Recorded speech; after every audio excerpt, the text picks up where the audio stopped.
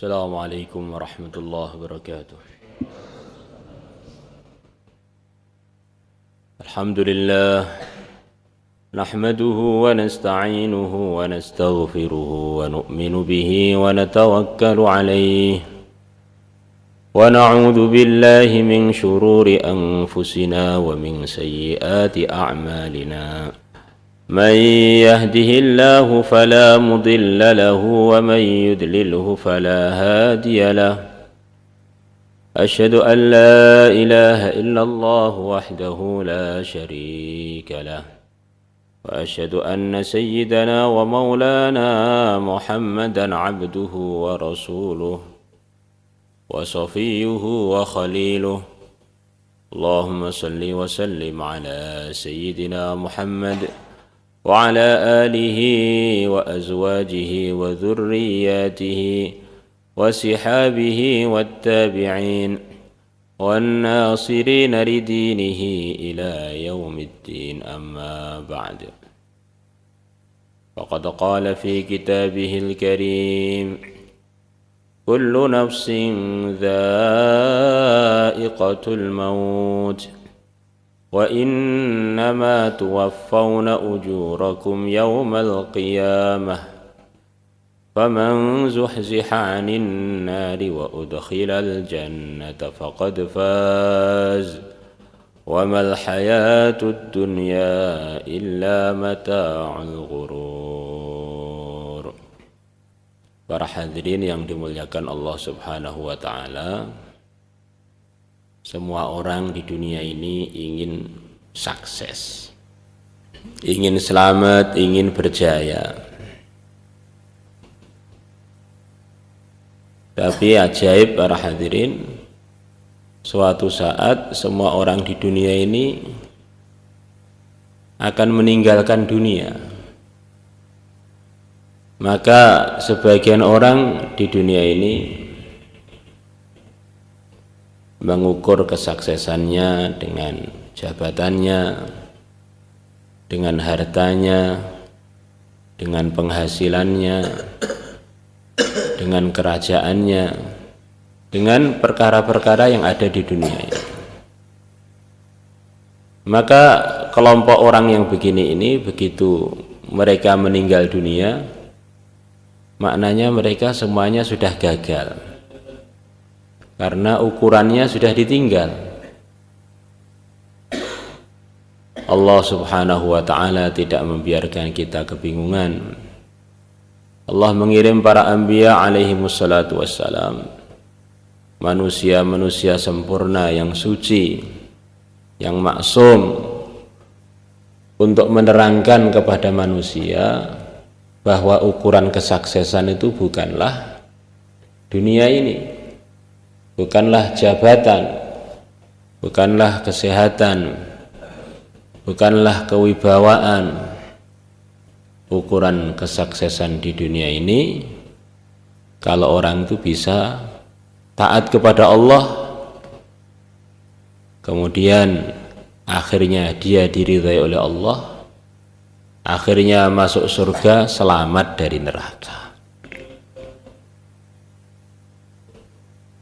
Kalau orang ini sudah diridhai oleh Allah dengan mengamalkan agama yang dibawa oleh utusannya Allah, agama Islam, mulai yang miskin sampai yang raja adalah orang sukses. Kalau dia miskin, hisabnya ringan, cepat masuk surga. Kalau dia sehat, ibadahnya tambah giat, tambah banyak. Sewaktu-waktu dia sakit, orang yang sakit ketika sehatnya dia rajin ibadah, rajin amal kebaikan, maka dia akan ditulis terus dalam kebaikan seperti waktu dia sehat. Tapi kalau waktu dia sehat dia ngantukan, bayan subuh ngantuk, maka nggak tahu ditulis apa ketika dia sakit. Wong waktu sehat aja sudah nggak ditulis, apalagi waktu sakit. La ilaha illallah. Ukuran itu harus jelas para hadirin. Di mana-mana ditulis orang ini telah sukses, menuju kesuksesan. Di samping tulisan itu ada orang yang naik mobil, naik pesawat, sudah sukses. Begitu dia meninggal, mobilnya ditinggal, pesawatnya ditinggal, akhirnya dia nggak jadi sukses kalau ukurannya dengan pesawat dan dengan mobil. Kami akan mensukseskan bangsa dengan jadi pejabat-pejabat. Begitu jabatannya ditinggal, akhirnya bangsanya nggak jadi sukses. Wong alat untuk sukses sudah ditinggal. Para hadirin yang dimuliakan Allah Subhanahu wa Ta'ala, di dunia ini nggak ada orang yang lebih kuat agamanya, lebih kuat amalnya, melebihi para anbiya alaihi wassalatu wassalam. Allah jadikan keadaan mereka bermacam-macam, biar jadi ukuran bagi orang yang mau berpikir bahwa kejayaan itu ukurannya bukan keadaan-keadaan dunia, tapi keadaan amal ketika di dunia. Sebagian dari mereka petani. Nabi Adam alaihi salatu wassalam seorang petani. Petani yang paling takwa di zamannya, petani yang selalu mengamalkan agama dalam kehidupannya, petani yang sukses. Nabi Idris alaihi salatu wassalam, beliau adalah termasuk pekerjaan beliau menjahit, penjahit yang sukses. Setiap beliau jahit, masukkan jarumnya, bilang subhanallah, jarumnya keluar, alhamdulillah, subhanallah, alhamdulillah, subhanallah, alhamdulillah. Nabi Yusuf alaihi salatu wassalam menteri keuangan, ngurus duit. Yang mulia Nabi besar Muhammad sallallahu alaihi wasallam mengatakan ada 3 orang pahalanya sama. Orang yang punya harta, orang yang jadi bendahara, dan orang yang bagian mengtasarufkan, menggunakan harta itu. Kalau 3-tiganya dalam kebaikan. Yang punya harta, umpamanya punya harta 1 juta, diamanahkan kepada bendahara, kemudian bagian pelaksana menggunakan harta tersebut sesuai dengan arahan agama, 3-tiganya pahalanya sama. Maka Nabi Yusuf alaihi salatu wassalam jadi menteri keuangan Mesir. Ekonomi Mesir yang terpuruk diatur oleh beliau menjadi tertata, menjadi naik lagi, menjadi baik lagi. Ada sebagian anbiya alaihi wassalatu wassalam tidak punya apa-apa. Nabi Isa alaihi salatu wassalam, tapi sukses, nggak punya apa-apa, ditaati, taat kepada Allah. Rumah nggak punya, sampai beliau diangkat ke langit belum sempat menikah. Atap rumahnya adalah di mana beliau ada, di situ langit. Alasnya di mana beliau sampai di situ, yaitu langsung tanah. Nabi Isa alaihissalatu wassalam, Nabi yang begitu banyak mukjizatnya. Orang mati beliau doa langsung hidup lagi. Ya Allah jadikan kehidupan beliau nggak punya apa-apa biar jadi contoh. Nggak punya apa-apa, kalau diridhai oleh Allah nggak masalah. Karena hakikatnya para hadirin yang dimuliakan Allah Subhanahu wa Ta'ala, orang kaya, orang miskin itu hanya ujian keakuan dan ujian perasaan saja. Selepas mati, bujur kaku menghadap ke utara, kuburannya kurang lebih aja kuburannya orang kaya dengan orang miskin, kuburannya raja dengan kuburannya rakyat kurang lebih aja luasnya, panjangnya, lebarnya kurang lebih aja. Para ulama mengatakan dunia ini adalah tidak pernah akan bisa dimiliki oleh siapa aja. Yang ada hak tinggal sebentar, hak pakai sebentar, Hartanya dalam bahasa Arab namanya mal, mala yamilu mailan. Dari satu orang pindah ke orang lain tidak pernah bisa menetap pada siapa aja. Pagi ini di kantong kita ada uang 100.000. Lepas bayan kita pergi ke warung, sebagian sudah pindah ke pemilik warung. Pemilik warung siangnya kulaan pindah lagi pada orang. Begitu juga kita berarti. Sawah sekarang kita garap, di Mbogwarum garap sawah. Sebentar lagi sawahnya akan pindah ke anak cucu kita. Anak cucu kita pindah lagi ke anak cucunya lagi, terus sampai hari kiamat. Belum pernah dunia ini bisa dimiliki oleh siapa aja. Maka kita nggak usah tergiur melihat orang-orang kaya di dunia ini. Sama aja dengan saya itu. Malah mungkin makannya enakan saya. Karena hari-hari nyangkul kena terik matahari, akhirnya makan minumnya lezat, tidurnya nyenyak. Di orang-orang yang sepertinya kaya, duduk, akhirnya banyak kolesterolnya, tidur nggak bisa dengan nyenyak. Enakan kita. Sebagian para anbiya alaihi wassalatu wassalam adalah raja.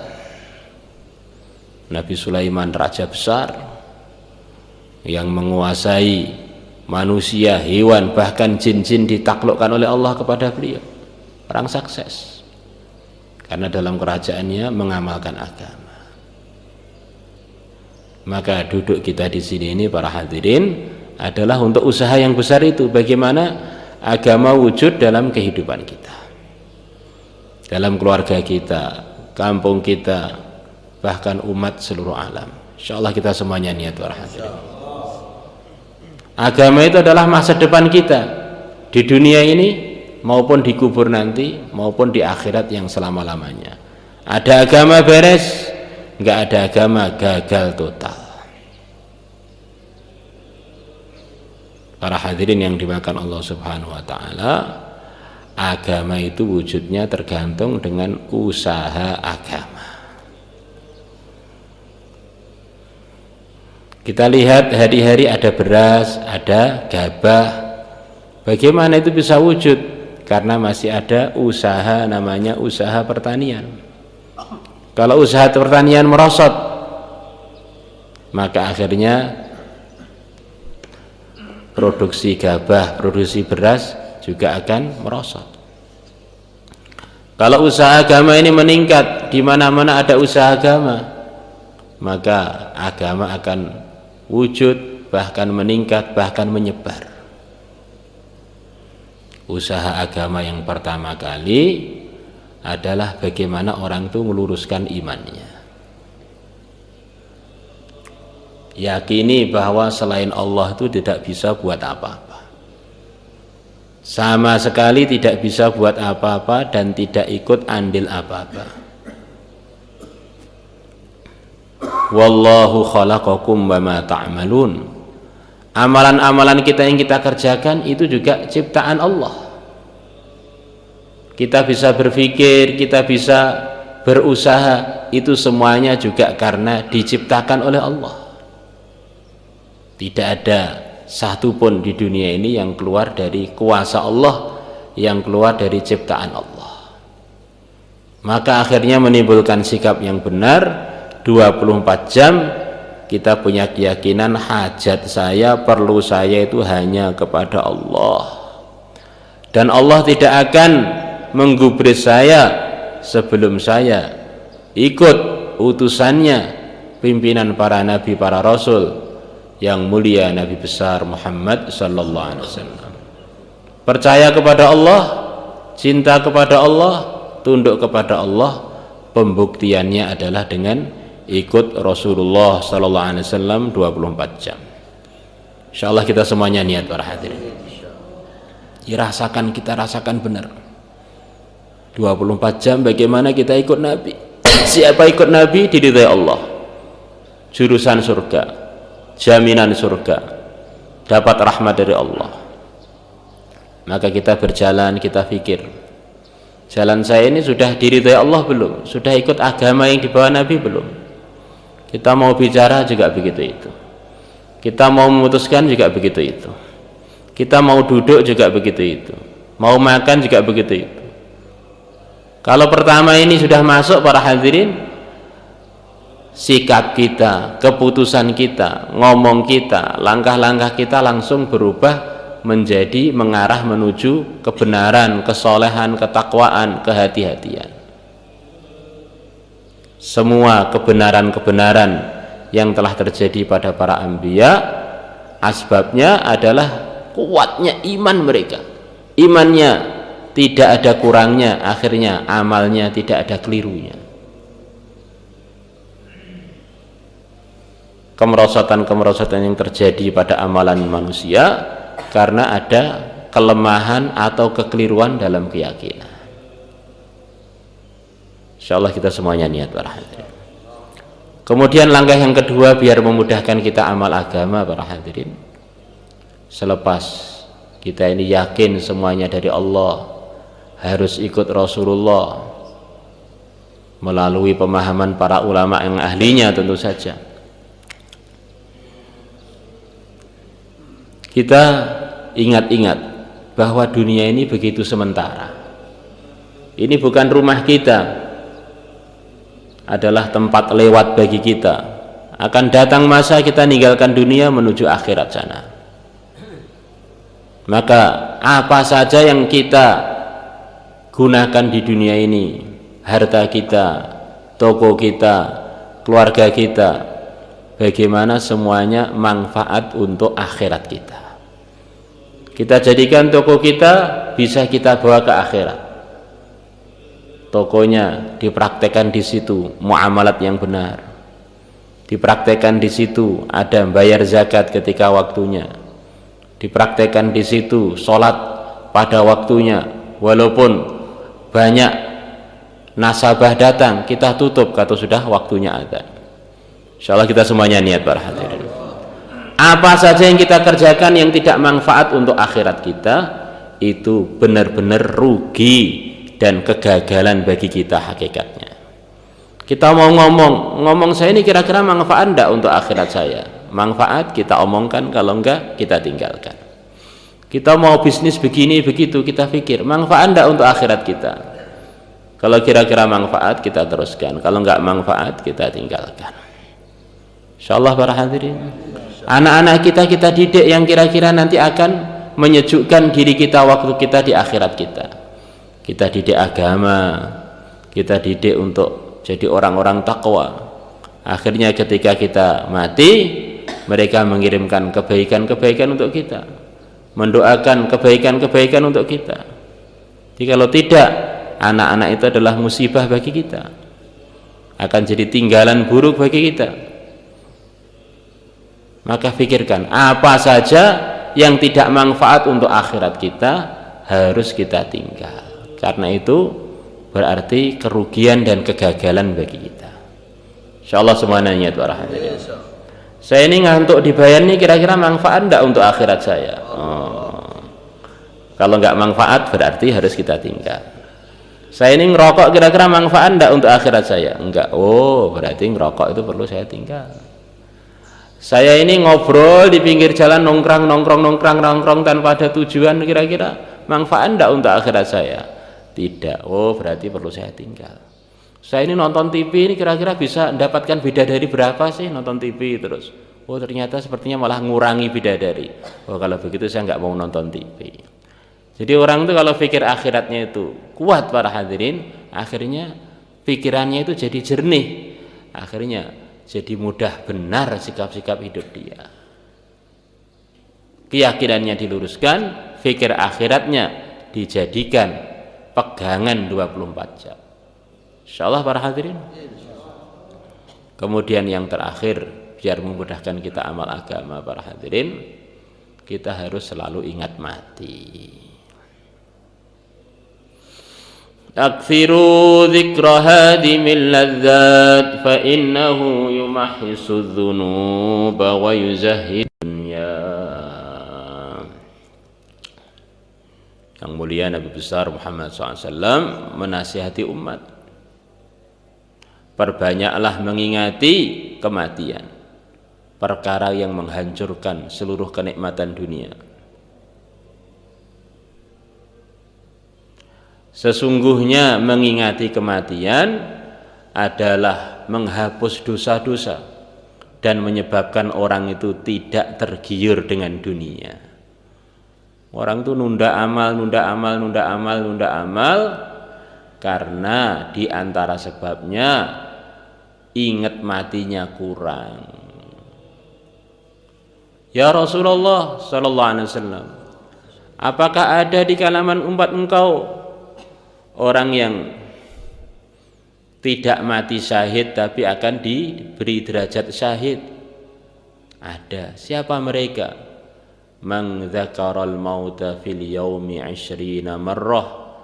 Mereka adalah orang yang mengingati mati setiap hari 20 kali. Para hadirin yang dimakan Allah Subhanahu wa taala, orang itu akan mati mengikut kebiasaannya. Yamutul mar'u ala ma 'asha. Kalau kebiasaannya taat, maka dia akan mati dalam keadaan taat. Kalau biasanya teledor, na'udzubillah akan mati dalam keadaan teledor. Dan kematian itu bisa datang pada kita kapan aja. Dan nanti orang akan dibangkitkan dari kuburnya mengikut keadaan matinya. Wa yuhsyaru ala ma mata. Kalau matinya dalam keadaan baik diridhai oleh Allah, bangkit dari kubur dalam keadaan mulia. Nabi ihram dengan para sahabat, mengerjakan haji atau umrah dengan para sahabat. Maka sebagian yang haji dengan Nabi wafat. Maka oleh Nabi diberitahu, teman kamu nanti akan dibangkitkan dari kubur yuhsyaru mulabbiya, dalam keadaan dia membaca labbaik Allahumma labbaik labbaik la syarika laka labbaik innal hamda wan ni'mata laka wal mulk la syarika lak. Wafatnya dalam keadaan talbiyah, dalam keadaan ibadah umrah atau haji, bangkit dari kuburan begitu juga. Wafatnya dalam keadaan zikir, bangkit dari kuburan juga dalam keadaan zikir. Kalau wafatnya dalam keadaan ngantuk, bangkit dari kuburan nubruk-nubruk. Yamutul mar'u ala ma 'asha wa yuhsyaru ala ma mata. Maka kita renungkan 24 jam waktu kita duduk ini, kita renungkan, kalau saya mati dalam keadaan begini, kira-kira malu ndak dengan Allah, malu ndak dengan teman-teman nanti ketika bareng-bareng dibangkitkan menuju mahsyar. Kalau kira-kira kematian kita ini enggak sesuai dengan arahan agama, maka kita tinggal. Saya duduk di sini ini tiba-tiba mati, itu kira-kira bagaimana? Oh, enggak apa-apa, orang duduk di masjid. Kalau ada malaikat Israel datang, enggak masalah. Masjidnya Allah, tempat rahmatnya Allah, tempat di situ ada jaminan dari Nabi, tempat terbaik, khairu biqa'ati masajid, enggak apa-apa. Akhirnya rajin ke masjid. Kalau saya duduk di pinggir jalan, katanya cuci mata, ngotori mata, terus tiba-tiba Israel datang, kira-kira gimana?